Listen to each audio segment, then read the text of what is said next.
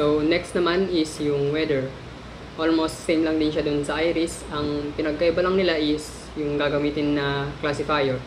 Kung dun sa iris, yung ginamit na classifier is J48 classifier. Dito naman sa weather, yung gagamitin mo na classifier is naive Bayes classifier. Yan. Same lang siya ng proseso kung paano yung ginawa mo dun sa iris kanina.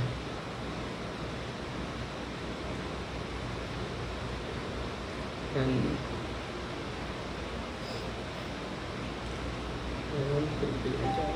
Pili ka ng classifier and choose naive Bayes or naive Bayes classifier. Okay. Ayan. No need to check for its attributes. Just click start. Then magpapakita na yung classifier output niya. Yan. Yun lang. Thank you.